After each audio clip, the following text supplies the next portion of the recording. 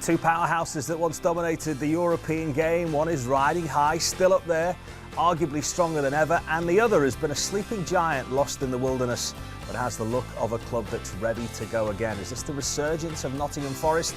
The Premier League is in sight again, but this cup run has seen them put Arsenal and Leicester out. Liverpool beware. Both sides will have Wembley in their sights. This evening, all eyes on the City ground come 6 o'clock. Nottingham Forest against Liverpool in the quarter-finals of the FA Cup. We've never said that under Jurgen Klopp before, but we hope we're talking about a semi-final come the end of today. We are in the company of Gary Gillespie and of Jason McAteer. We'll get into tonight's game in just a few minutes, but last time we were here, which seemed like 5 minutes ago, we were talking about the draw for the Champions League, who we would like. I think you both picked Benfica, and that's who came out. Yeah, I think at this stage of the competition, you think, you know, you're going to get a decent side, aren't you, anyway, regardless of who you draw. But in saying that, I think every Liverpool fan was wanting Benfica. We've played, obviously, at the top of the Portuguese league before with the likes of Porto.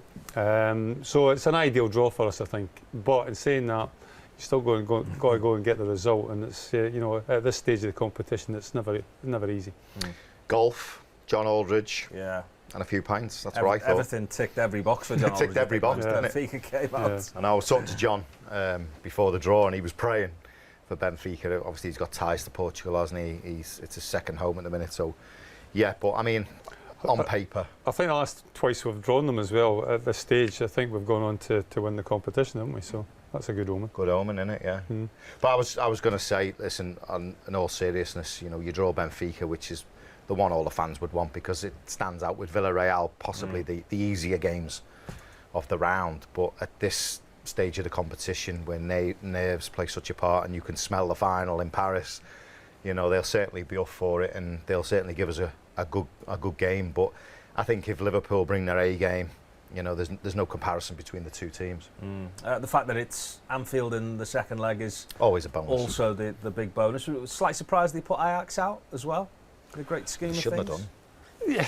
Yeah. I mean, it just shows you anything can happen at in this competition at this level. If you're just slightly off, or you get a little bit of slice of luck, you know, it can go for you. You know, they're no mugs. I mean, they've been in a position. They've obviously won the competition before themselves, albeit like a few years back. But they're certainly, when you talk about big major powerhouses in European football, Benfica would certainly come to mind. Porto probably dominated the Portuguese league in recent years, but in saying that, from my generation, you look at Benfica as probably the top team from Portugal, probably re-emerging again. But I still think that Liverpool got a little bit too much for them. It was funny, really, because Sporting, when I was playing, it was Sporting Lisbon that were sort of dominating the league. Phil Babb went over there, Peter Schmeichel, Ronaldo was coming through with Quaresma. I went over and watched them do the double over there. I went and watched their FA Cup final. Phil got us some tickets, but then unfortunately the day the game got dropped, so it wasn't a great afternoon, really. But they went on and done the double. But Sporting with a team, but Benfica has got it, you know, standalone as European giants. They produced some fantastic players, and yeah, do they still play at the same? Did they knock the old stadium down and build this? You know what, I'm not 100% sure. Because I played at the old one. Is this the new one? This is the spanking one that you can see now in front of you. Yeah, I mean, it's one of those as well. Ian Rush, I think, was saying afterwards he's just happy we didn't draw an English team. We're going to meet one at some stage if we go all the way by the looks of things. But is that good news, do you think, that we avoid Man City or a Chelsea at this stage? I mean, the seasoned winners of this competition that have made it into this round, doesn't it? You look at Real Madrid, you don't quite know what you're getting with Real Madrid, do you? The way they went about the business with PSG, they were outstanding. So they seem to light it up in this competition, and they have done for years.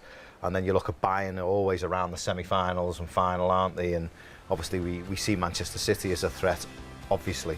So yeah, there are teams to stay away from. I think it's a big plus that you missed the two English Cups, definitely, without any shadow of a doubt. I think I've said it before, I think when you look at the strongest sides in this competition, I think you look at like Chelsea, Manchester City and Liverpool.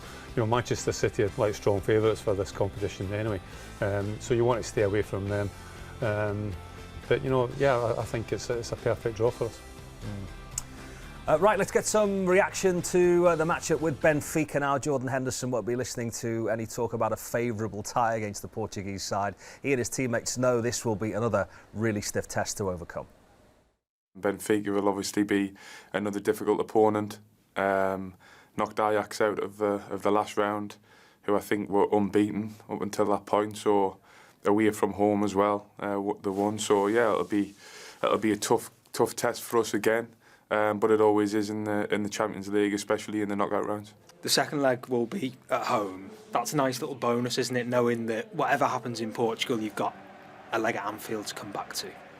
Yeah, I suppose so. If you look at it like that, I know the away goal rule doesn't count now, so it doesn't really make too much of a difference. But I suppose going back to Anfield and having the second leg there probably helps a little bit.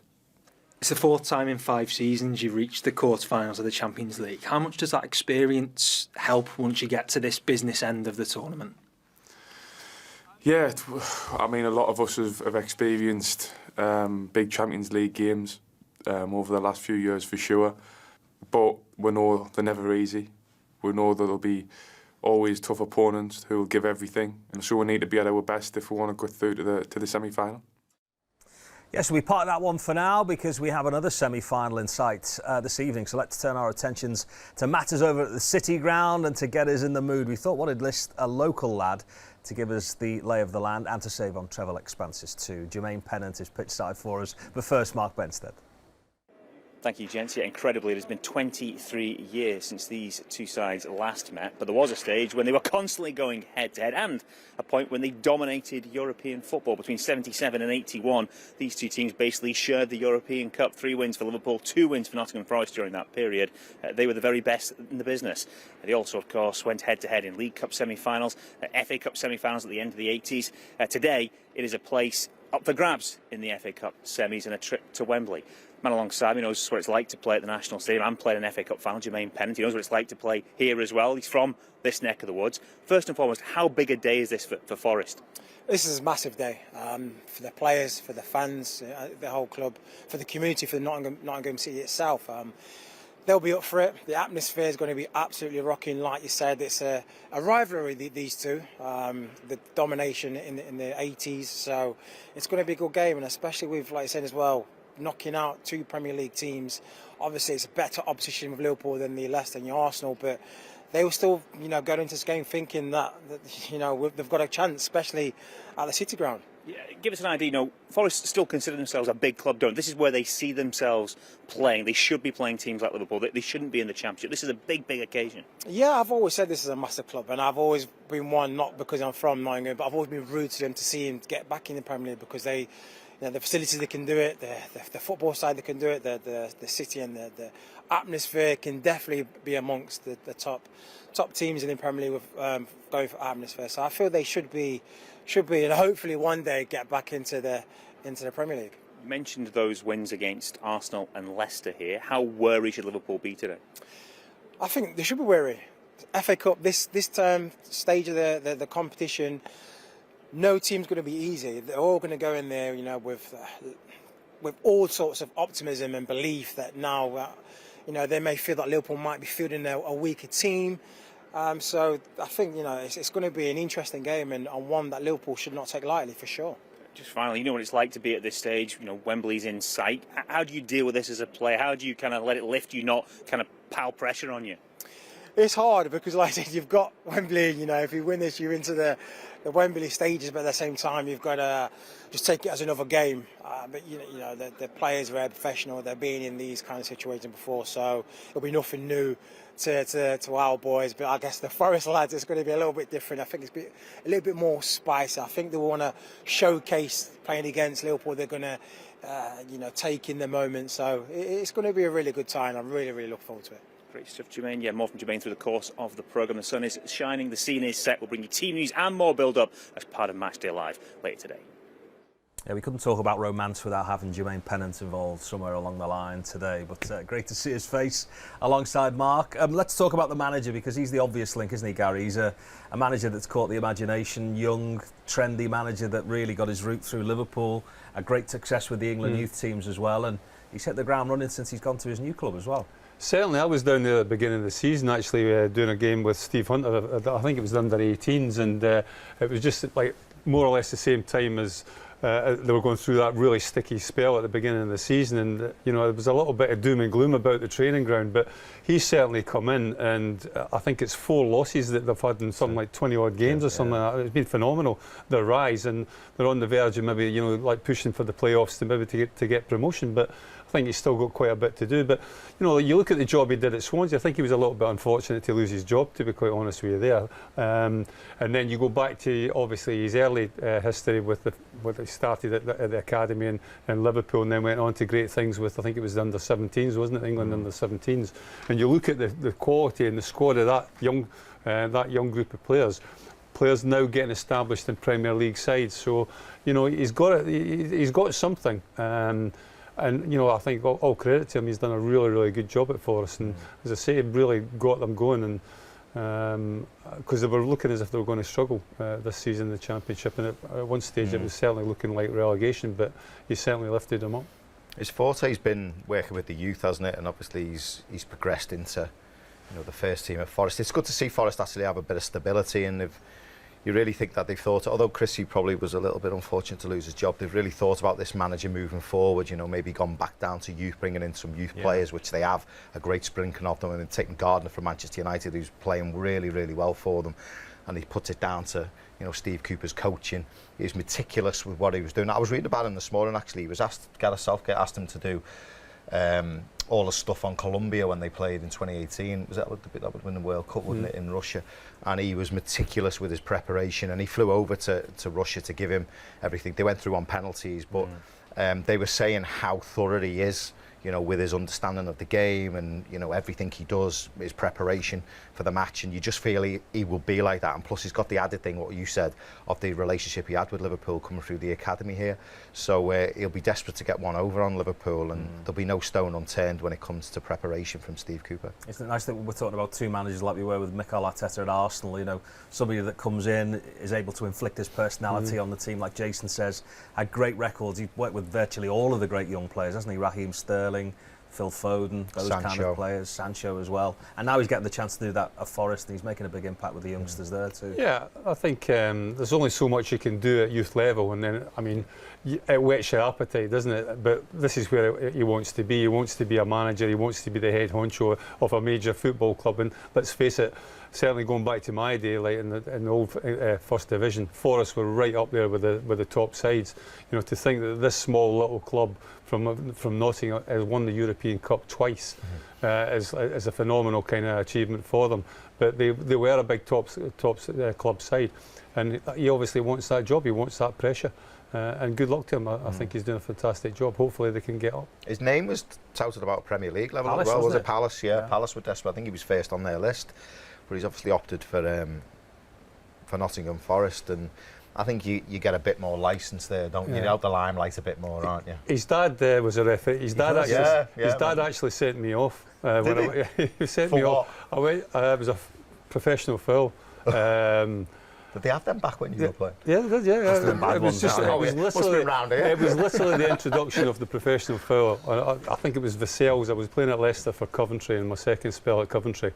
He sent me off with about 25 minutes, 30 minutes of the game gone, yeah.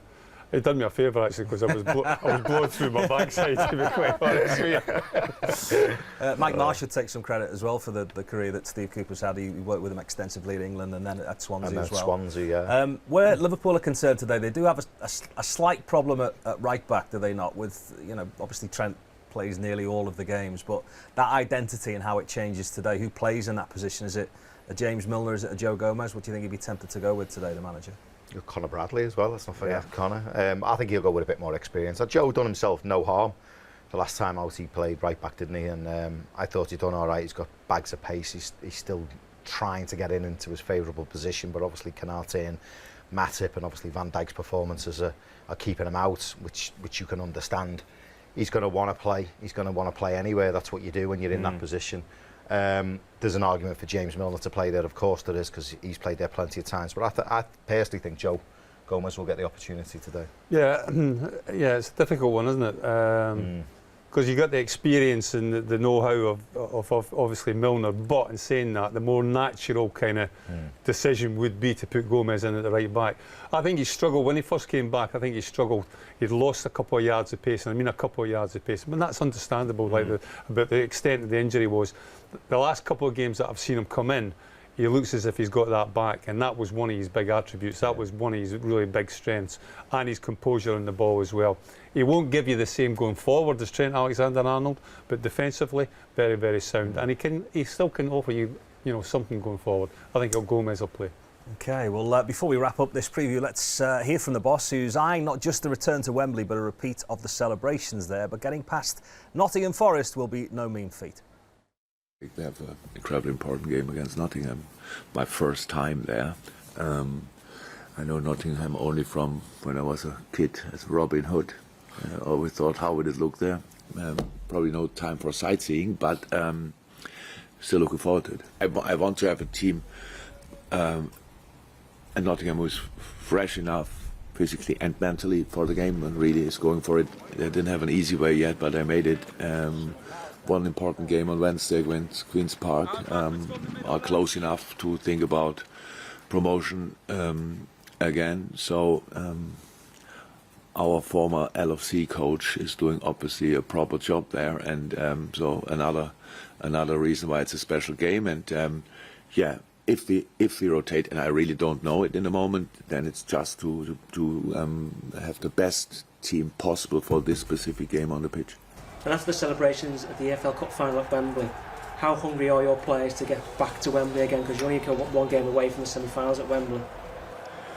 Very much, absolutely, you're right. It was a while ago that we played the final at Wembley, and when we were there, that's absolutely, I said it after the game, because of the whole setup, because of the whole